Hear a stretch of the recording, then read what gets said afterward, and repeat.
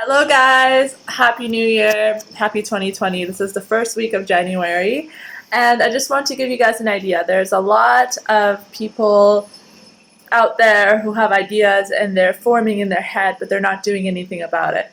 Yeah, blah, blah, blah. We all know we have to get our goals, and sometimes life gets in the way. We get sick, our computer crashes, all these things happen. That's okay. For me, it was 3 to 6 years in the making. 6 years was because I started a blog post and then I forgot about it. But the important thing is I kept notes on my phone and on pieces of paper. Like, let me show you guys. I have a whole bunch of notes. And just here while I'm traveling, I also have this whole binder. This binder is from, I think, elementary school. I don't even think it's from high school. And it's filled with ideas that I have. Literally just ideas that I have. They're all in here. Now, why am I telling you this? Is that it's important to have something already done. If you want to have a YouTube channel, a blog post, you want to start your own business coaching, and you need to make content, you need to make a course, but you're like, oh my gosh, it's so much. Write it out. And then once you have a whole bunch of ideas and you have a whole bunch of strategies, then you can put it out there. And I think that's a little bit of a new and fresh way to look at things because, for example, Gary Vaynerchuk always says, think long term. Like, you can't have overnight success. You can. I'm not saying it's impossible. You can see a friend around you that you have and they kill it on Amazon within 1 year. I know people who have done it within less than 3 months. I myself was really good at Amazon, and then I moved out of Canada, and I'm going to be starting it in the US, like in the marketplace in the States. But like, none of that really matters because they're not failures as long as you like write things out, because once it's in your head, you forget about it. You'll have an idea at 3 in the morning, in the afternoon, you'll forget about it. And the other thing I wanted to show you guys is, I'm not sure if you guys have heard of a weekly life calendar and a monthly life calendar. So for example, this is a 90-year human lifespan in weeks. All of these little squares, as you can see, is the number of weeks that you have in your life. So the ones that I have colored are what I have used up in my life. This is your entire life. I am almost 27 years old, and I've made it this far, and I feel like I still haven't accomplished. Oops. I feel like I still haven't, my phone like slipped out of my hand. Haven't accomplished a lot of the things that I want. I'm going to post this on my website as well very shortly, or I might do it on this post first. And this is a months and years chart. So the amount of years and the amount of months that you have in your life. So if you were to have this up on your wall in 2020 and kind of look backwards, you could be very proud of how far you've come, or it could really pull you. I'm more in the idea of pull rather than push. Push could be something that happened to me. I was literally here in Mexico. My stuff was thrown in the street. I was kicked out. I still had my rent paid, like I had my deposit there as well, and like they literally stole my money. They had to pay me before I paid rent. They didn't do it. They brought the cops, which they paid. My dad told me to pay the cops, but I didn't want to. Like, I was trying to be not, like, I'm trying to do things the right way. Because it just, I don't know, I feel like it's wrong. And being a girl, they really took advantage of that. And that is an example of being pushed. And I know life can push you. Life doesn't always have to push you. Now, the things that happen that are really bad, the push you situations, those things can be a stepping stone for you. But I think if you're in a place where you're not being pushed or pulled, and you're just kind of in this limbo, try to find a way to pull yourself a little bit. If it's a dream vacation that's pulling you, if it's you want a great relationship, that's pulling you. So you think, I want a great relationship. What kind of a man or a woman do I want to be in front of and spend my life with, or even just a few months? I don't know, whatever your goal is. Then you think, okay, I want somebody who has their teeth brushed all the time, who has nice skin, then you take care of that. And then you just, like, you're already happy with your own, like, teeth and skin and all those types of features. If it's to make a lot of money, whatever it may be.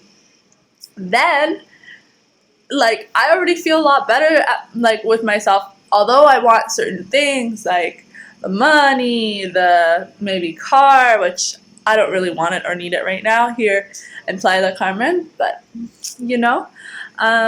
so I'm encouraging you guys to find your pull and use this if it helps you. Like, every person, different things help them in different ways. So for you, oh, why is it so light? For you, I'm going to share this down below, and you don't have to mark it every week. If you'd like to, you could. You can print it in whatever size that you like and put it in your calendar. You can even do the digital version, but having a real version is way more fun. And then you can just put a little dot if you have a big marker. But really, you can make it big. Really try and do something like that. And then on the side, you can say, okay, oh, you can't see it. Between this tag, you can see my little cat. She's so cute. I brought her to Mexico. Well, she was Mexican, but I brought her back to Mexico with me a few times. So at the sides, you can write, from this year to this year, these are my goals. From this year to this year, these are my goals. And then you have this overview, bird's eye view. Then you have to go inwards and think, okay, what do I need to do every single day, every single week? And that's how habits are formed, when you have an outside perspective of, okay, from the outside, I want it to look like this. Now from the inside, what does it take to get there? The sweat and blood, which could just equal getting up in the morning, brushing your teeth, and going out and getting a green juice or making green juice and going for yoga class or a jog or going and watching the sunrise, which I get to do every day. Like at 7:50 in the morning, beautiful sunrise that I could share with you guys in the next 2 weeks of what it can look like. 7:15 every morning is when the sun rises here, and those are your little tiny pebbles. And then you have the big stones, which is, oh my gosh, I want to learn how to fly a plane, right? And then you're already in the sky soaring and looking from the bird's eye view down in the lake, down the city. You get what I mean. So please try to look at your life in that perspective, because I have done more in less than a week, more like 4 days, than I had gotten done in, I could say, years. And that sounds ridiculous because it sounds like I'm lazy, which sometimes I felt like I was. It was more, everything was in my head and in my heart, and I had to take the time to clear. And then things just are like, I'm like a magnet. Like good things, like you can attract that. They'll just be like, wow, that's so crazy. But take the time. If you need to spend 1.5 years to go on a hiatus and it makes you feel better to do that, do that. But whatever you do, go with your gut. If your mind is telling you go for a jog today, it's not telling you to go for a jog every day. Like, go for a jog. Maybe you'll meet someone. Maybe you'll run into a sign that says it's for rent and you've been looking for an apartment. And those are the lessons that I wish. I don't wish that I changed last year, in the last year to 3 years. I don't wish that I changed. What I wished was listening to those little increments every day. Like, if my gut's telling me by gut, whatever you think your gut is. If it's in your mind, if it's your thoughts, when you're meditating, something comes up. When you're journaling, something comes up, or you feel like doing something. But it's something that you're kind of pushing against and being pulled towards. It's kind of like you're being pulled towards it, but you're pushing against it by overthinking. Oh, I don't have time. I don't want to eat this, or blah blah blah blah blah. Those are the things that I wish I didn't. I never ignored it, but I didn't step up to it. So I paid attention to those things. Like, maybe you know that it's going to rain this afternoon. Go outside and get your smoothie before it rains, because when it started raining, I didn't feel like going outside and getting a smoothie. And those are the moments that I really want to cherish. This past year and a half, I didn't want to really talk to a lot of friends, like in person. I didn't really cherish them as much. And I'm okay with that. But for now, I want to have more, I want things to be more juicy and more lively and being empathetic towards each other, towards my friends. It's not that I wasn't or they weren't, but I'm just more putting myself in front of them and in front of new people, whereas before it was only my tight 3 friends that I wanted to do anything with. But I'm just putting myself in front of people. So now I'm just following those instincts, and those instincts will bring you to the things that you want.